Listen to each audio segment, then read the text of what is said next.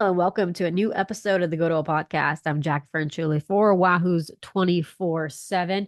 And this is a late weekend edition of the Good Old Podcast. We're posting this pretty late on Friday evening, as if you can tell from my voice. I've been dealing with a cold, so today's the first day where I can sound pretty reasonable to record a podcast. So we're just going to discuss a little bit where the season is for Virginia as we look forward to the rest of the season. We've got 4 games and then another bye week, and then last 4 games to end the season. So we'll take a look at where things stand for the 3-1 Who's. We'll go through some of the big statistics as the Cavaliers look to get closer to bowl eligibility.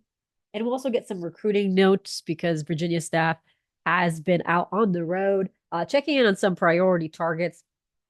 Obviously, the if you have been following recruiting on Wahoo's 24/7, Virginia has pretty much finished with 2025. Obviously, there is still openings and they can still add more guys, and they're still looking and evaluating guys. And obviously, the portal adds a different level to the recruitment, but they're already focused on 2026, inviting some key players to visits, including that game against Maryland 2 weeks ago. But also, they're visiting a few of them for their high school games this weekend. So a lot is going on the recruiting front. So we'll talk a little bit about that as well.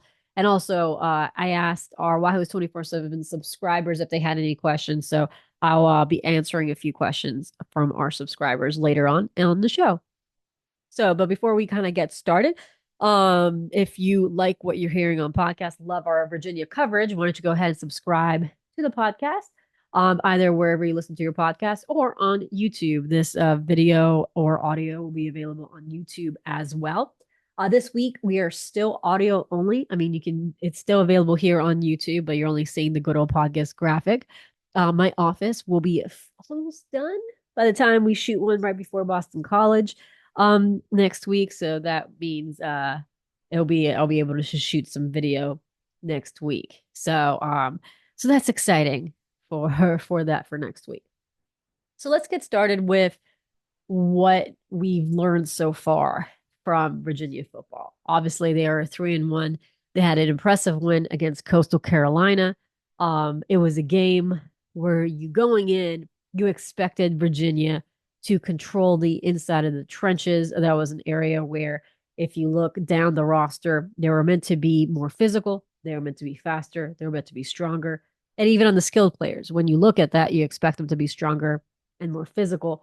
And that's what they showed. I mean, the offensive line played a great game. Noah Josie, in particular, had a great game in run protection. If you look at our coverage when we rewatched the game on Tuesday, we always do we always do a rewatch on Wahoo's 24/7 with our VIP subscribers. This week we did it on Tuesday. And during the rewatch, one of the things I noted was how good Noah Josie was at creating holes for Xavier Brown, Kobe Pace, and the running backs. It was pretty consistent when I went through and just saw the blocks and who was doing what. Noah Josie was a guy that was pretty consistently mentioned on that rewatch. So he had a great game, which is obvious by him winning the ACC Offensive Lineman of the Week. I know in the passing game, in the beginning, anyways, the right side had a couple issues. And to be fair, Ty Furnish was out. And I think, I know he's a polarizing figure when it comes to the UVA fan base, but credit is to where credit is. Ty Furnish did give up after he was moved from center when Brian Stevens was moved to center last year in the Maryland game. Ty Furnish buckled down and secured that right guard position and has been pretty steady for Virginia. I think him and Brian Stevens and all the O-line have a good chemistry together. And you can tell that he was missed when he left the field against Maryland. And you saw some of that as well against Coastal Carolina. But when you look one for one, Virginia's O-line could show their strength and their physicality a little bit more against Coastal Carolina's defensive line. So that's where you saw that win there. But Virginia did a good job in run protection, a lot of good blocking from them, and obviously some good running from their back. Xavier Brown showed his potential. I mean, we knew what he could do after that freshman season, And seeing him again show that when he is healthy, is why this staff was pretty confident in this running back room. The only thing they need is to stay healthy. But Xavier Brown's showing his versatility, that he can be as a pass catcher in the backfield in the slot, but he can also be a guy that can give you some distance too, with his kind of pickup. And then one thing that he's improved in this game, and you really noticed that at Coastal Carolina, was that he doesn't stop in that initial contact. He kind of powers through. So, and that's how he's been able to catch and go on these long extended runs. So that was a great Xavier Brown game, kind of his, I guess, coming out party for this season. We knew what this expectation was around him, and he was able to show that against Coastal Carolina. So a good running game. Do we expect them to run almost 400 yards rushing every game? No, it was just the way the matchup lined up there against Coastal Carolina. But it's certainly good to see that for Virginia. It's been a while since UVA has had that much production on the ground. So Virginia just really wants to have that balance as they continue their season and go deeper in their ACC schedule, particularly when they face Boston College, because one thing that Virginia has struggled this last few weeks, apart from the Coastal Carolina game, is that time of possession is the other teams have been doing a better job of staying on the field longer, which means your defense is on the field a little bit longer. So, and that leads me to one of the biggest stats that I think has been kind of standing out for Virginia. So it's their third down conversion percentage. So on Wahoo's 24/7, we actually have a long feature that Michael did, which was a pretty cool feature where he kind of broke the statistics of where Virginia ranks in several categories. So it's called Statistically Speaking. And he ranked Virginia in several categories across the 4 games compared to other FBS teams. And one of the things is what we've been saying is third down conversion percentage. And we talk about time of possession, and this is where Virginia is still struggling. And they have converted 31% of their third downs. This is not what you want to be. If you want to be a balanced offense, this is something that they need to improve on. Currently, that is best of 16th of 17th in the ACC, and it is tied 113th of 133 teams in FBS. So for Virginia, this is where they really need to improve. They have really, really struggled so far in the ACC conference. So that 31% is for the first 4 games, but in each of the first 3 games, minus Coastal Carolina, where they went 9 of 18, they were 9 for 40 for 22.5%. So against Coastal Carolina, they improved. So prior to that Coastal Carolina game, they were at 22.5%. So they did have a better game against Coastal Carolina. So that's where they hope that trend continues. So that's where the running game does help, because you're moving the chains slowly and staying on the field. So you're getting those nice chunk yards so your offense can get into a rhythm. So you're not relying on those big plays, because that is something that it's great that you have those explosive abilities. It's great to have your big plays, but you also need to get those dirty yards. As I think that's what Des Kitchings called them, your dirty yards, your 2-3 yards, just moving the chains forward and also controlling the clock and keeping your defense off the field so they can get energy. So the third down conversion percentage is still an area where Virginia is struggling. So that is definitely something that Virginia is focused on as they move this season. They did play complimentary football against Coastal Carolina, and that is something that Virginia head coach Tony Elliott did mention in his press conference.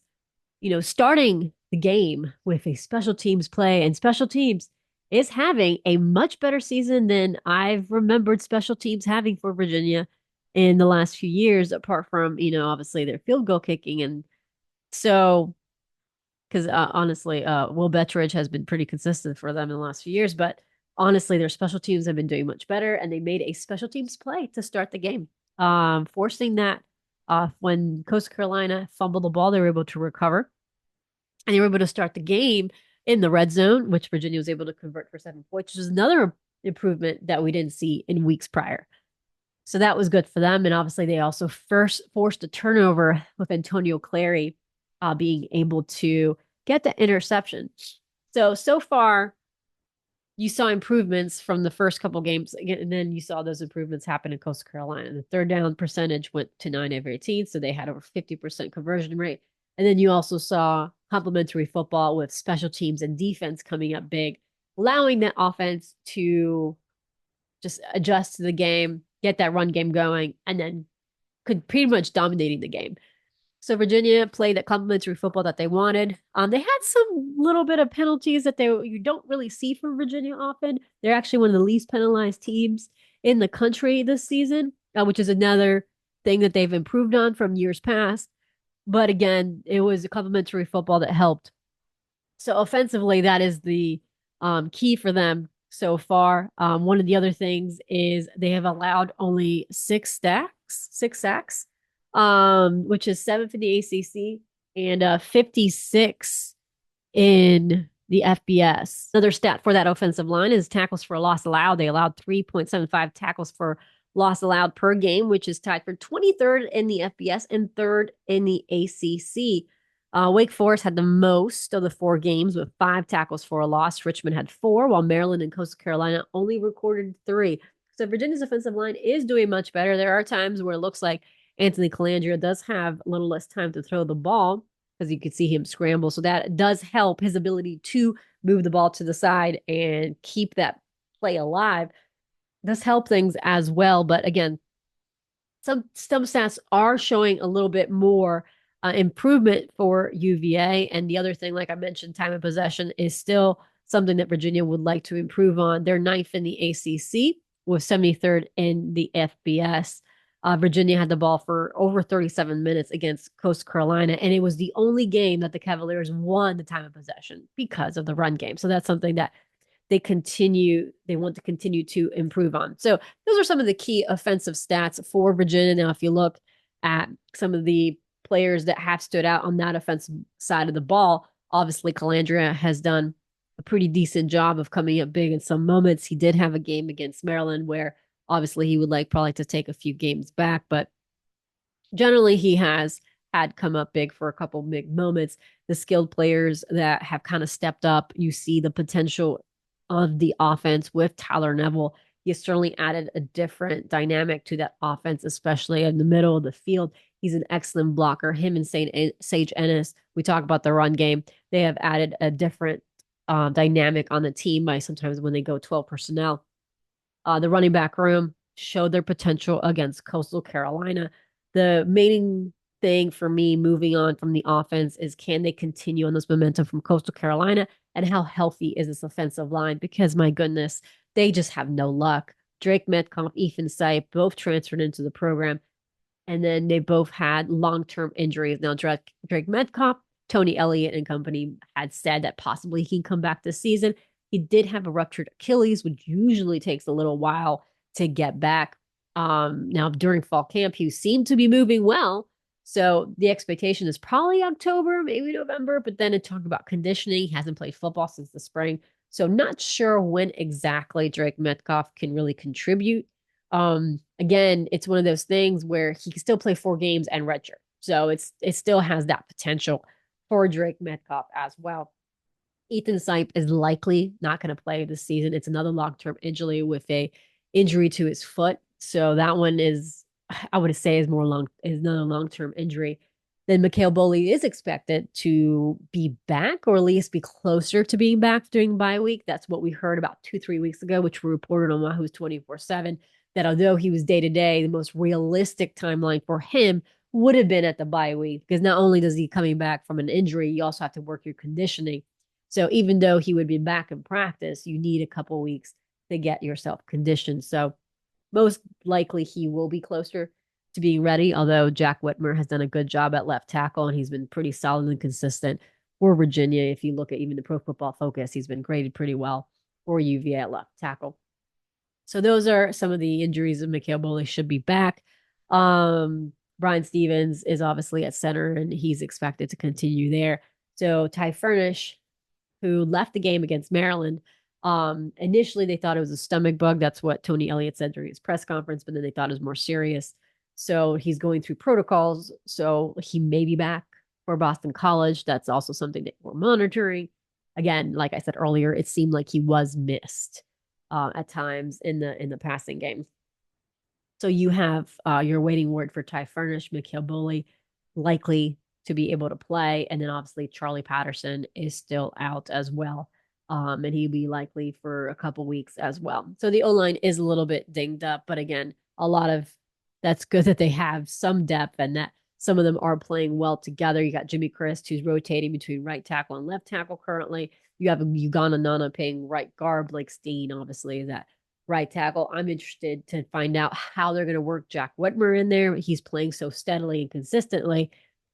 Do you bring on Mikhail Boley and him split reps just because right now Mikhail's not conditioned yet for a whole game, seeing how Mikhail Boley handles playing each snap? Or do you adjust things on the line? And know Jack Whitmer does play both right and left tackle, but Blake Steen has been pretty steady. I know he had a couple of initial issues during Coastal Carolina, but he's pretty consistent in that right guard position, right tackle position too.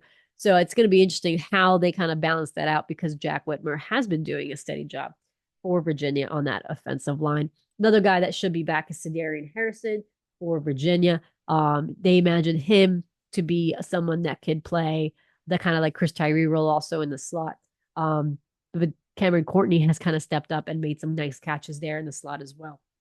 So they have some good options there. So those are kind of the main injuries on the offensive side of the ball that we're kind of keeping an eye on, and also Trell Harris as well. He's I picked him as one of my breakout players of the year, one of my top receivers, and he should also be back for Boston College. So, but he's also an injury we're waiting for to hear. But yes, that's someone he did not play against Coastal Carolina, but he did have swelling on his knee, so it's just monitoring him. And the good thing for Virginia is they've got plenty of wide receivers. J.R. Wilson is expected to be closer to coming back as well. So they have plenty of wide receivers, and you don't need to push anyone to play if they don't need to hurt themselves even worse. So those are the kind of the key offensive things. And we're going to take a break, and then we'll come back, and then we will discuss some of the defensive stuff that's been going on. And then after that, I'll take some questions and talk recruiting.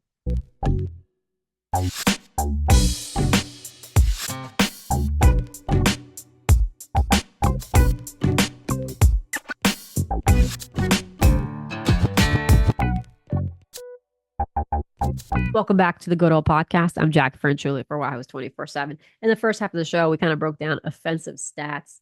So now we're going to focus a little bit on the defense. Again, we have all the statistics and all the categories on Wahoo's 24/7, but we're just going to talk a little bit about a couple of stats on the defensive side of the ball. I've been on record saying that I think Virginia's defense has improved, and I think their safeties unit is probably one of the best in the conference when you consider what Jonas Sanker and Antonio Clary have done.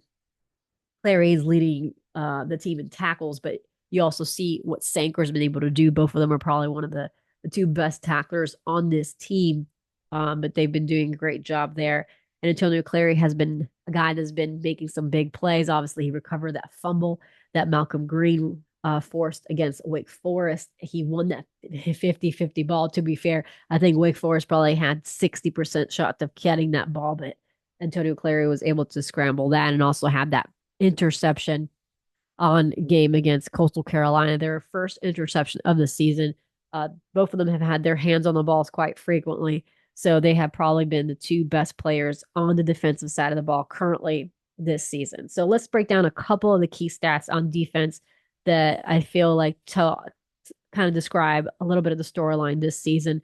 So like I said, they had their first interception. They forced their first interception against Coastal Carolina. Right now they're 15th in the ACC and 108th in FBS with only one interception. So obviously that is something that they would like to change. When it comes to fumbles recovered, they've recovered 3, which is tied for 20th in the FBS and tied for second in the ACC. Obviously, one of those fumbles is on special teams, but that is really good for them. 3 out of 4 games this season. 3 recovered a fumble in 3 of the 4 games this season. So I think anyone would agree that the one thing that Virginia still needs to improve on is getting to the quarterback. I mean, they did a great job against Wake Forest when they were blitzing And it seems like every time they blitz, they have more success on pressuring the quarterback, especially when you've got Cam Robinson there in the middle and James Jackson is allowed to kind of push forward a little bit more.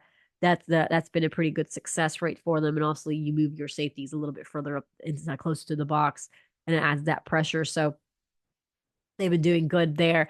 Five of Virginia's seven sacks this season came against Wake Forest. That's when they were heavily blitzing in that game against the Deacons. Right now, they average 1.75 sacks per game. Obviously, five of those coming against Wake Forest.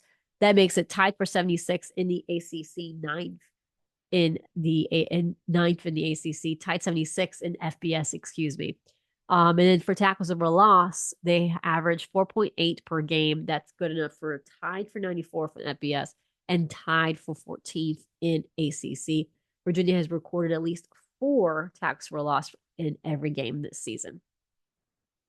So that's something that they still want to improve on is getting to the quarterback. And that's going to be something that to watch moving forward because we found out that Jason Hammond, he announced on Twitter that he had shoulder surgery, so he'll be out for the season. So it'll be intriguing to see how they adjust on that defensive line because currently Virginia had Terrell Jones moving because he kind of played both inside and outside. So they had him move outside because they had lost Mekhi Buchanan for the season early on. So because of that and other injuries, they had him there, and then Bryce Carter was hurt at that moment. So maybe Bryce Carter will go to you see more reps with him on the edge, possibly freshman Jewett Hayes, which was someone that Virginia head coach Tony Elliott had mentioned. So possibly seeing him have some reps on that side and then move Terrell Jones in the middle because right now your defensive line depth looks like Jameer Carter and Michael Deata. And Michael Deata also did not play against Coastal Carolina as we reported on Miles 24/7. He had a injury that made him doubtful for the game of Coastal Carolina. He was there, but he had a little bit of a limp during warm-up. So again, we're monitoring that before the bye week if he'll be ready for Boston College. So you would have Jameer Carter, Michael Deata, and then Anthony Brenton is the other guy that will be rotating in, but you still need that other guy. So that's where you can possibly move Terrell Jones in there in the middle. So that it's something to monitor as we look ahead to Boston College on that front. So they need that depth inside.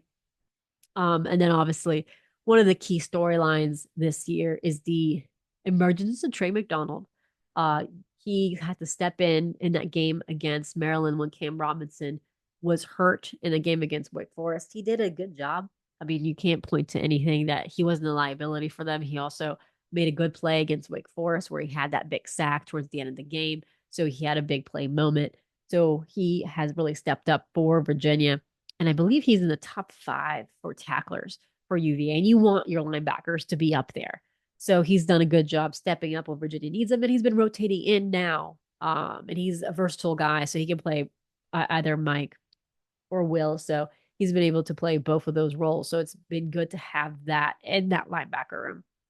So again, I think the key story for the defense is that defensive line and that defensive tackle position as we move forward and the depth there. So before we kind of end this with recruiting and a little bit of basketball, since we got some subscriber questions about basketball, let's talk about the season ahead with Virginia football schedule. So now Virginia is 3-1. So you're looking for 3 more wins. So during the preseason, I had guessed that Virginia would have went 3-1 in this first 4 games. I had figured that they would be able to get 3 wins. The Maryland game was the one that was kind of up in the air for me. Obviously on game week, I chose Virginia, but in the preseason, I thought they could get 3 games. I was torn between if they would win Wake Forest or Maryland. But I thought the Maryland game, Virginia left too many opportunities out there. They should have been 4-0 coming into the bye week. But they're 3-1. That means they only need 3 wins for bowl eligibility, which will be big for this program. As Tony Elliott and company want to create some momentum. And there's a lot of opportunities for them. Obviously, you have Boston College, who comes for homecomings, which will be a very big weekend for just Virginia on grounds, considering that they also have the blue and white scrimmages on that evening on grounds as well, the JPJ. So When it comes to Boston College, the one thing we'll be monitoring is Boston College quarterback Thomas Castellanos will miss the game against Western Kentucky this weekend. So, what will his status be for the game against Virginia? I think if he does not play, I would say Virginia would be the favorite. I think the one thing that I'm curious about and more worried about when it comes to this matchup is Castellanos and can Virginia hold them. That was something that did not happen last year. Obviously, different personnel in certain positions. You have Antonio Clary back there. Um, and you had a couple injuries in that Boston College game. I remember Dre Walker had his first career pick, and then I think a next play got hurt. So that is definitely something that you have to consider when I say this. That game also had Tony Muskett under center. That was his first game back, I believe, from being injured in that Tennessee game.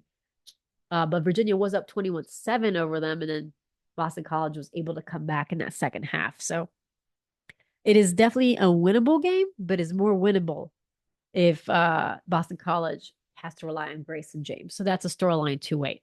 So I think Boston College is a game where Virginia can win. Then you have the game against Louisville at home as well. So that's good for them that they have at home. But they do face two top 20 teams in Louisville and Clemson back to back, one at home and one on the road. So that's tough for Virginia. And obviously you have UNC and Charlottesville to kind of end this third of the season. You've heard me say this before. Virginia and UNC, that's a game that Virginia just plays UNC so well in the last few years, and Mac Brown doesn't, especially that Mac with Mac Brown there. So I still think that is a game. I don't even know if you would count as an upset at this point if Virginia wins that. I think this is a head-to-head matchup that can go 50-50 winnable game between Virginia and UNC. So especially in the secondary, that Florida team that the secondary allowed big plays, and big plays was a problem for them. And I from the brief stuff that I watched against JMU, it seemed like some of those issues were there for UNC against JMU, was those big offensive passings. So obviously that's a couple weeks away, so I'll probably have that better look going on. But that's just something I noticed watching them briefly about some of the things that were familiar when I covered Jeff Collins's defense at Florida. And then obviously there was a bye week there. So Virginia has, I think I said that, I think in the preseason, I said Virginia would win one of four in the preseason.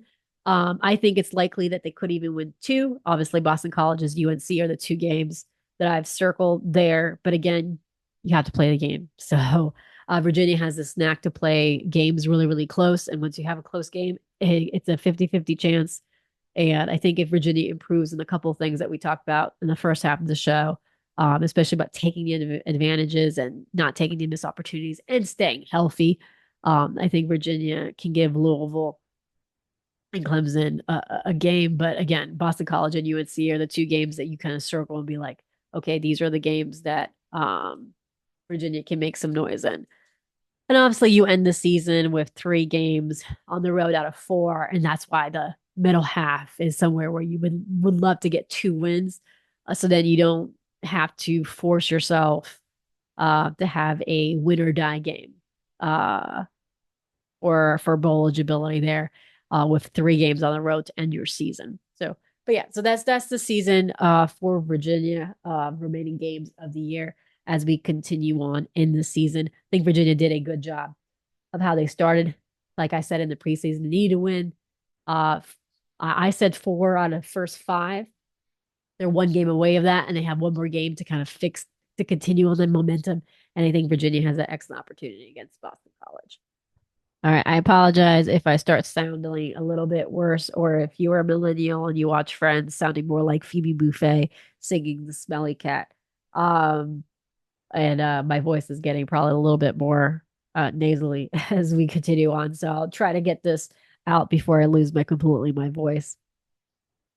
But to kind of finish off, recruiting has been picked up for Virginia. Like I said, Maryland was a big recruiting visit. We covered a lot of those visitors that were there. But Virginia, during this bye week, is taking the opportunity to go to high school games this weekend, obviously, with the hurricane that is going through several parts of the country down south. A lot of the games were moved or postponed. So Virginia schedule was a little up in the air, but they have been able to see a couple of top 24/7 in-state athletes. Obviously, you can go to Wahoo's 24/7 for the VIP content there with our subscribers. We kind of break down which each coach was headed this week. But just as a as a tease, I guess they did see two top 24/7 athletes from the state of Virginia. Virginia head coach Tony Elliott was in to see Connor Salmon, which is a four-star wide receiver. He also was able to see another top 24/7 athlete and then a couple of good targets. And obviously, this is a big thing for UVA is to keep your name out there in state, especially when you have momentum on the field. You got to have momentum on the recruiting trail as well. So Virginia was out pretty forcefully out on the trail, covering a lot of in-state guys. And Taylor Lane was out of state, seeing one signal caller in particular. Again, all that information is on Wahoo's 24/7. Virginia is busy on the recruiting trail. But before you go, I kind of wanted to at least quickly on the basketball since that's a couple weeks away. And also, they just had a big recruiting win themselves by keeping Chance Mallory at home. That was a good win for Virginia head coach Tony Bennett and company.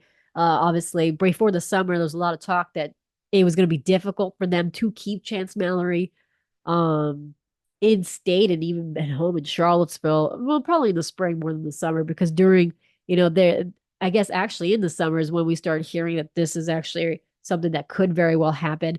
And then he took a visit to Virginia Tech. He took a visit to Virginia. And over the weekend, there was some noise that Virginia was actually leading for Keyshawn Tillery, who also visited Virginia a couple weeks before, and it was between Wake Forest, Cincy, and UVA. And it had a sense that Wake Forest was going to get their guy and another guard, and then Virginia was going to be the leader for Tillery. But since all that happened when Chance Mallory was on grounds, things trended really quickly, and Chance Mallory shut things down, committed to Virginia, and then announced a few days later that he was committing to Virginia. So things kind of moved pretty quickly. Although it was trending better in the summer after that visit, and because of things that happened like dominoes, Tillery committed, was going to commit. Chance Mallory was on the grounds. Things kind of pushed for Mallory, and then obviously Tillery ended up in Cincinnati since Wake Forest was able to get another guard.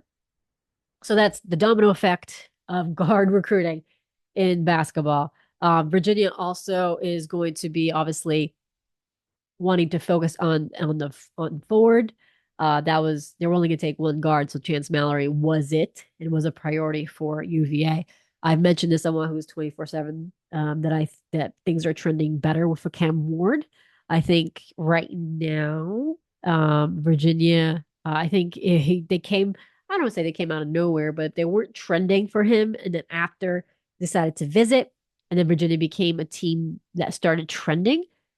And I think that's definitely something of recruitment to monitor for him. He is taking more visits right now, but I think Virginia is in a good spot for him. I think Michigan State is the team to watch, but at the same time, I think Virginia is a very good player in that recruitment for UVA. So that's kind of where kind of the name to know right now is one guy that I think Virginia is in a good spot. The other thing is that practices started on Wednesday for Virginia basketball. As I said, Christian Bliss was expected to be back by the time this practices. And as have you seen from the social media from UVA basketball, he is back. So it's going to be interesting in how that competition at guard goes, especially between transfer Day Ames and Christian Bliss. I think that is one of the most intriguing competition as we go. And I think what you're going to see is you're probably going to see Virginia open up their rotation. I know that's very, very anti Tony Bennett, and but I still think when you have the talent that they have coming, I think that is definitely something that you can see. But it's going to be interesting to see who wins that head-to-head battle between Ames and Bliss right now. I think Virginia is really happy with who they got as far as in their forwards. TJ Power is a guy that you can, has been impressive with his shooting ability and is definitely someone that you just can't leave off the court because of that. I think that is someone that you can see being on the court.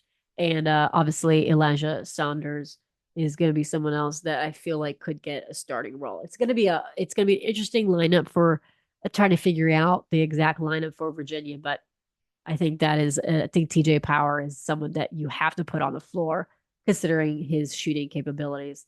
Now, one thing I did hear is Ishan Sharma, who is coming in as the first year guard. Usually you expect a guy to redshirt in their first year. That's been something that, it's been kind of ingrained if you are at Virginia, if especially with some of the rotate, especially with the talent that Virginia has this year. Just hearing from a couple of people that there might be a situation, it might be a scenario where Sharma might contribute this year. So I'm not sure if he's a shoe-in to redshirt. So again, that's another storyline to follow for basketball as practices go. I mean, they just started on Wednesday. So it'll be interesting to see how these position battles and see who gets the edge on playing time and how this rotation will look. I do think there's going to be probably a deeper bench than we've seen from Tony Bennett and company, but that's also something to watch when they have the blue and white scrimmage. We talked about the Boston College football game, which will occur next week. That's also the day for the scrimmages. So start off your day at football and go to JPJ for both the women's and men's basketball scrimmages. We are going to attempt to cover all three on Saturday. So I will start off my day at football, cover football, and then run over to JPJ for both the women's and men's scrimmages. So the plan is for me to get those sights and sounds videos posted from men and women and have practice notes from those and also coverage from Boston College. So I will try my best to do that. It'll kind of depend on how that Boston College game goes and the timing of it. So I'm hoping to get there in time for the women's basketball scrimmage. So just that's something to expect next week. And also to expect next week, we will have another podcast. It'll be back on Thursday. That is my hope. I usually will try to get these pregame ones on Thursday. We will have someone on the show to talk about Boston College, especially with things with Castellanos, if he is going to play or not, and how does the offense look with or without him. So that is something that is to expect for next week, and we'll have that out on Thursday. So, but for right now, that's it for this bye-week version of the Goodo podcast. So I hope you guys have a good rest of your weekend, and I will see you guys next week.